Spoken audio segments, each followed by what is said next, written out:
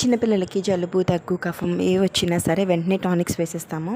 అది 5 days dose అయితే complete అవుతుంది, కానీ రిలీఫ్ అయితే రాదు. ఇదైతే నేను మా పిల్లల విషయంలో ఫేస్ చేశాను. నైట్ టైం నిద్ర ఉంటుంది దగ్గుకి, అందుకని ఇక్కడ ఈ రెండింటిని యూజ్ చేయడం స్టార్ట్ చేశాను.